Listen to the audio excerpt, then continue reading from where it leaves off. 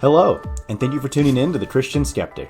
I'm your host, Sean Kerwin, and as always, it's my mission to take an honest look at our questions about Christianity through the lens of logic and reason. I'm not here to preach at you, just to start a conversation with you. I hope you enjoy the show.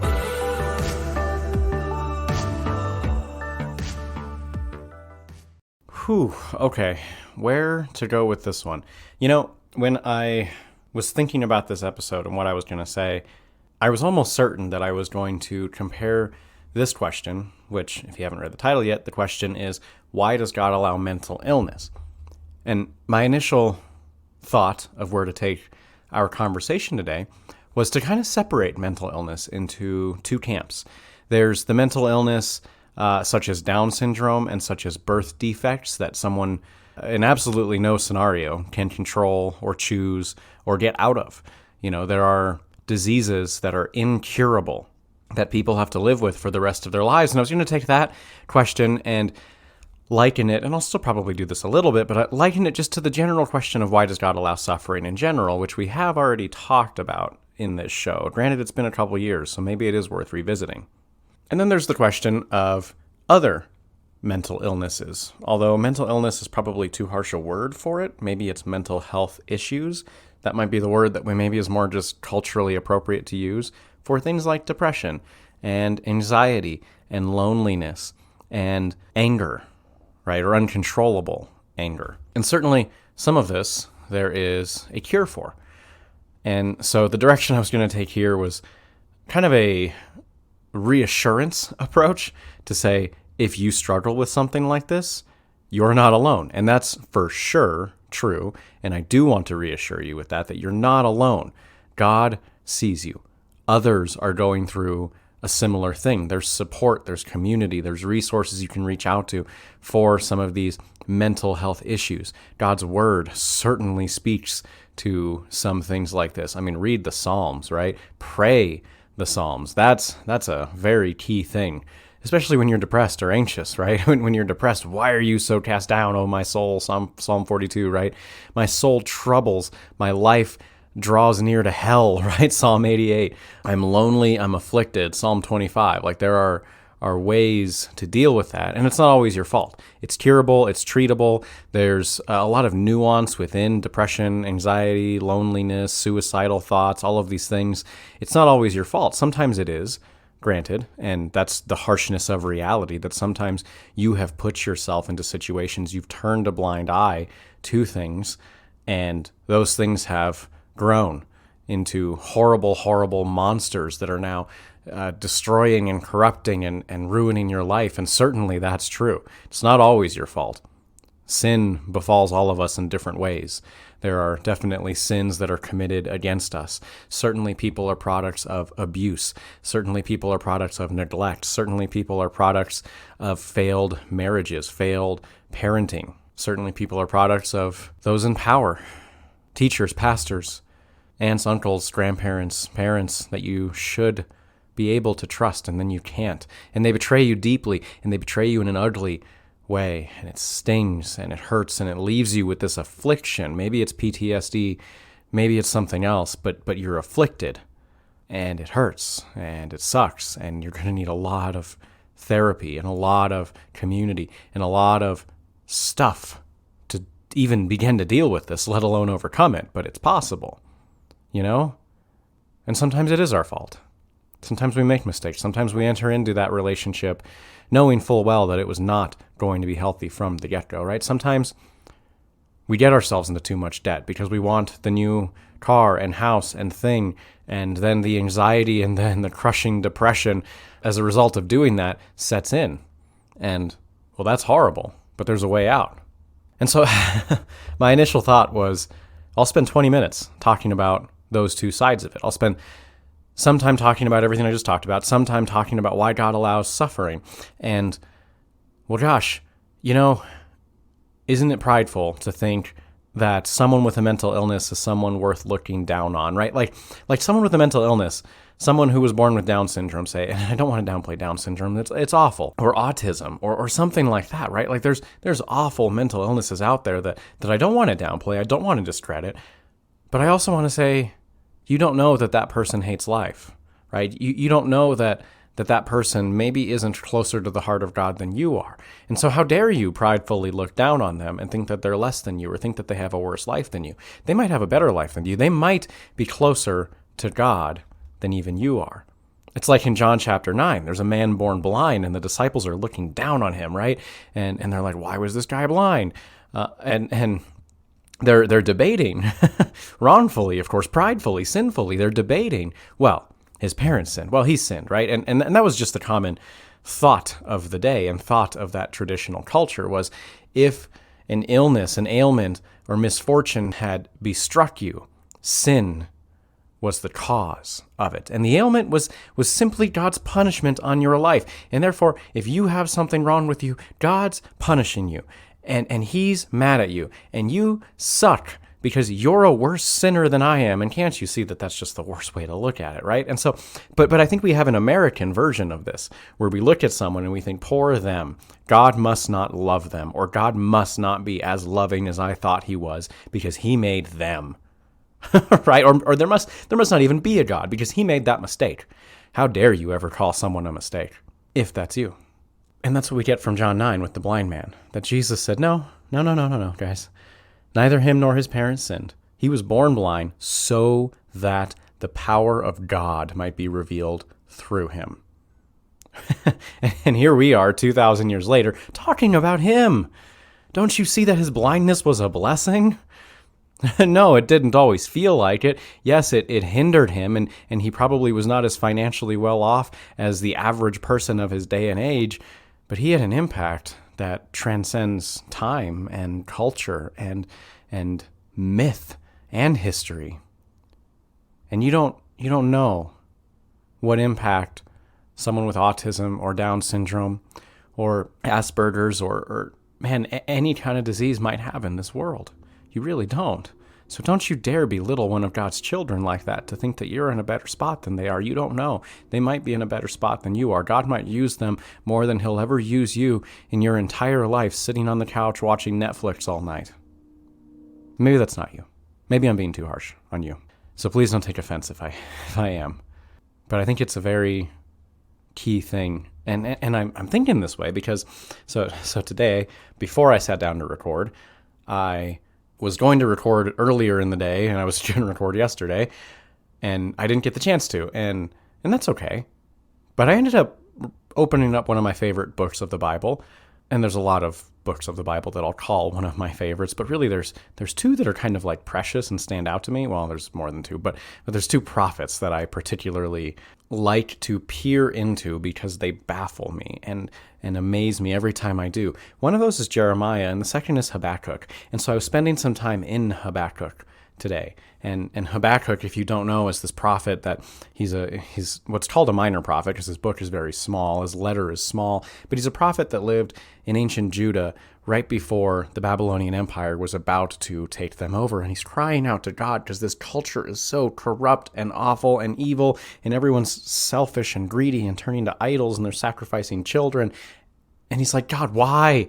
Why are you letting culture do this? These are your people. This is your body, your temple, your church, and all I see is corruption and sin. Fix the problem. And God says to Habakkuk, don't worry, I am. And I want you to write down a phrase high on a rampart so that anyone running by can read it. And it is one of the phrases that Paul quotes the most in the New Testament. It's Habakkuk 2:4. It says, behold the proud. His soul is not right in him, but the just shall live by faith. And I've always loved that verse. That is one of my favorite verses in the Bible because it's a gauge, right? Like it's a meter where you can look at it and go, is my soul right in me? Do I have peace in this world? And if the answer is no, then I'm proud, some way, shape, or form. And that's no small thing to use that kind of a verse, that kind of a gauge in your life to meter how proud you are. And this is Habakkuk chapter 2. And so the next 15 verses of Habakkuk chapter 2 is God talking about pride. God talking about the pride of a nation. And I've always read this and just thought, man, those people are awful. Those people commit so many sins. They take advantage of others sexually. They trash their environment. They kill.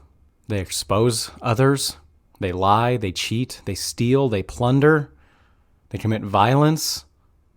So much shame. And this is all straight out of Habakkuk chapter 2. And it's talking about Babylon, this nation coming to overthrow God's people, this nation coming to enslave God's people, and they're wicked. But I saw something today, right before recording this episode, that I don't think I've seen yet, at least not in the way I saw it today. But that the root of all the evils of Babylon, the root of all of these transgressions is pride.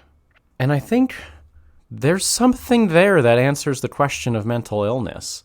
That everything I said about suffering and the blind man, and no, suffering is not the result of someone's sin, and how dare you look down on someone who is suffering, right? As, oh my gosh, poor them, God must not love them, which really is the American mindset, right?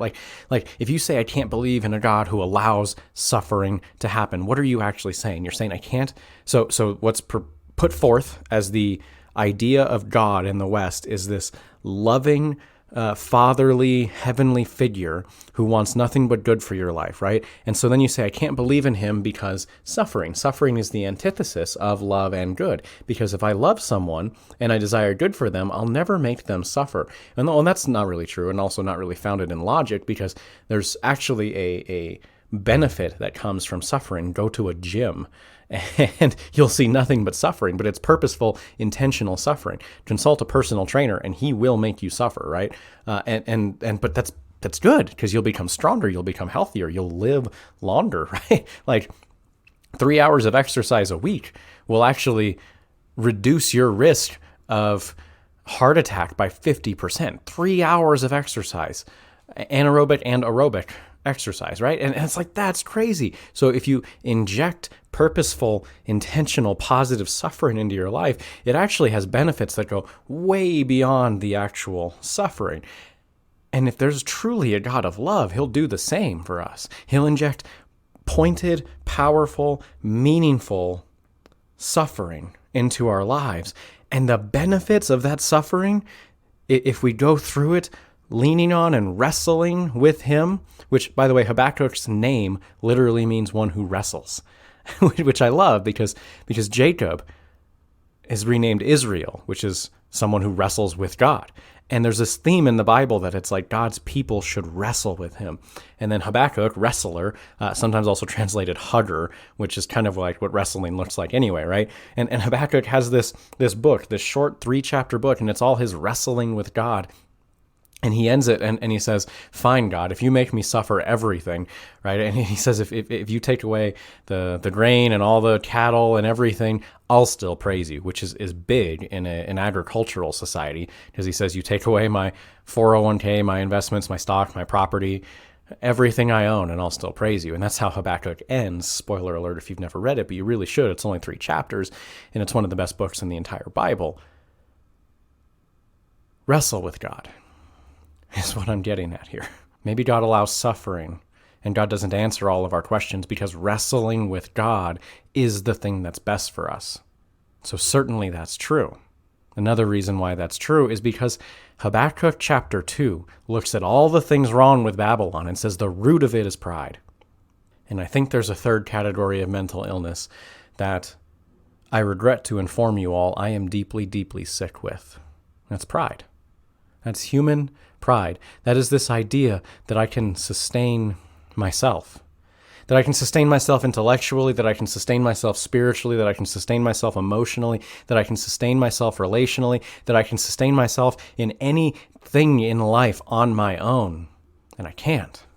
But I have this idea in my head, right? And that's pride. I don't need any blank. I don't need any help with blank. I don't need anyone to blank for me or with me or anything. Actually, I need from others. And that's what we discover happens in pride, is I need to take. I need to expose the nakedness of others. I need to commit violence against others. I need to take land and possessions and goods and things that really don't belong to me from others. In other words, I need to use other people for my own benefit and for my own kingdom. And that's not what God wants. God wants us to serve others and to be served by others, to build a community. And I was thinking, what's so bad about mental illness? Well, one of the worst parts of it, especially when it's the mental health category, anxiety, depression, loneliness, suicidal thoughts, anger, one of the worst parts of that is that you have to admit it to other people in order to recover. Like, you have to go to therapy. You have to talk to a doctor to get on medication. There is no way to hide it and recover alone. It will kill you unless you depend on others like your life depends on it, because it very well does. And so if you're struggling with something, get help. Seriously. At bare minimum, you can email this show and I'll pray for you and maybe send you some words of encouragement, but I'm not a therapist. Get some help. Get plugged in with a church, get a community, go to counseling, get medication. Seriously. God has given scientists and doctors this brain, this magnificent brain that I don't have, to understand the chemical processes that go on in the brain and what chemicals and products will interact with that and help combat mental health issues. You can't do it alone. That's one of the worst parts about mental health issues. One of the worst parts about mental illness, like the ones I mentioned, like Asperger's, like autism, like Down syndrome, is you can't do anything alone. And I think that that's one of the things that causes us to look at people and feel bad for them is, oh, they need help with literally everything, right? They need help to function. They need to live in an assisted community living center, right? They need people to help keep their schedule and make sure they're fed and make sure they get proper exercise and sunlight and are in a safe environment. And for those of us that don't suffer that way, that sounds awful, because you lose your independence. And our culture preaches independence, and independence is the most valuable thing. And you need to do and be who you feel you are, and no one can tell you otherwise. Certainly not your community who's just trying to help you. Because that's in some ways what a community does, whether it realizes it or not, right? Like, there's social norms, but the social norms, as long as you kind of fit within them, at least the ones that make sense to fit within them, and I'm not saying conform to everything, right? But a community does. It kind of pushes you in the right direction so that you're oriented properly. You have taken responsibility for you and those around you, and really it actually leads to a pretty fulfilling life. In any community. It can be a Western or an Eastern community. It can be an individualistic community. It can be a more communal community. There's a goodness in the community, not to downplay the evil or the abuses that happen there. Those are true. But there is a goodness in community that helps to orient you towards a more meaning and fulfilling life. And so that shouldn't be overlooked. But I think one of the downsides with those mental illnesses is that we look at those that suffer with them and think that has to be the worst thing in the world, to always solely depend on a caretaker. Maybe it is, maybe it isn't. Maybe they're closer to God. Maybe they're, again, not to downplay it, but less prideful than you and I. Maybe some people are born with bodies and minds that are not upright, but it allows for their souls to be upright, while the rest of us have to wander and wade through this life with souls that are not upright because we are proud. And we are not just before God. If we were, we would live by faith. And I know what you're thinking, right? Like, okay, live by faith. What does that mean? Aren't you the Christian skeptic? Am I just supposed to have blind faith? No, to be honest, don't fully know what that means. But I love that Habakkuk, to get back to the wrestling thing, is the one that brings it up. Right? I love that Jacob commits sins his entire life, and life finally starts to go okay for him when he wrestles with God. Because there's something there about friendship. And I know I touched on this a couple episodes ago, but I just want to emphasize it again, because I think this is the most Christian idea that the church largely misses. Again, the Greeks had 4 words for love. Agape, which is that sacrificial, unconditional love. Eros, which is the romantic love, and we get our word erotic from it, but don't just think like erotic love or sexual pleasure. Think the love that causes a young man to write a poem to a young woman, right? The infatuation, eros, love. And then there's storge, which is familial love, which is parents unconditionally loving their children even though they annoy the crap out of them, right? And children unconditionally loving their parents even though there might be stains in the past of abuse or failures and faults in parenting. And then there's phileo, which is friendship, love. And you go to any church, and I've said this before, you go to any church in your town, and there is, at some point, There's a sermon series about the cross and about agape, sacrificial love, serving others, right? That's all agape. There's at some point a marriage series, marriage and dating, right? The eros love, how we're supposed to do that. There's at some point a sermon series on parenting and honoring your father and mother. Never is there a series on how to make friends and what friendship means to Christianity. But Jesus said, greater love has none than this. Not that a man should lay down his life sacrificially, unconditionally in agape love. Not that a man should lay down his life for his future bride and those who he wishes to draw near in marriage. Not that a man should lay down his life for his family, for his children, right? Agape, eros, storge. But that a man should lay down his life for his friends, phileo, love. And today, he says to the disciples, but really to anyone he lays down his life for, which is everyone, he says, today I no longer call you servants, but again, not family, not his bride, his friends. Greater love has none than this, that Jesus would be the friend of proud, unstable, unpredictable sinners. And I don't know every nuance in every situation on why God allows every person who suffers with a mental illness, mental health issues, or even people like me who just suffer endlessly with their own pride. I don't know why God allows that to happen. But maybe he doesn't stop it so that we would turn and wrestle with him. So that maybe as we get through this life, however short or however long we have to struggle with what goes on in our own minds or what doesn't go on in our own minds and bodies, maybe we'd come out of it at the end as a friend of God, friends with the one who said he was the friend of sinners, right? That he would lay down his life for his friends. And that only comes through wrestling. And what I mean by wrestling is actually taking these questions that we have and bringing them to God. God, why are you allowing suffering? Let me open your word, see what your word has to say about suffering. There's a lot in God's word about suffering. Start with Job and then go literally anywhere in the Bible. People suffer and there's evil. And God, I don't get it, but I'm going to see what you have to say. And I'm going to pray and set myself up on the rampart like Habakkuk does in chapter 1 and just...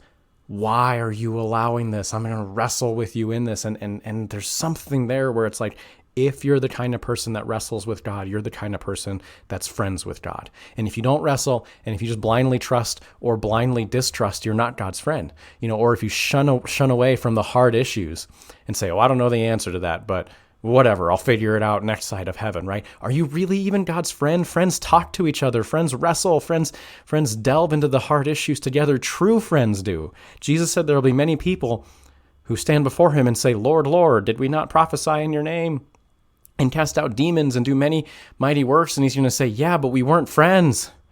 I never knew you. Depart from me, you workers of iniquity, you workers of pride. But I don't know, man, this is a tough issue. I don't think this is one that I can solve. I think the answer is I don't know why God allows mental illness, mental health issues, and I don't know why God allows the pride in me to continue to fester and burst forth at times.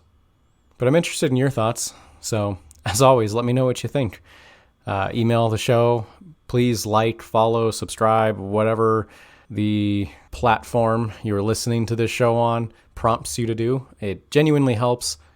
It helps me to know that the words I'm saying are impactful and that they're helpful. Leave a comment or a review if the platform you're listening on allows for that, or share on social media or something. I don't really know. I don't get anything out of any of that. I mean, other than just knowing that what we talked about is helping and is worthwhile. But yeah, that's all the time we have for today. So as always, thank you so much for listening, and I hope you've enjoyed the show.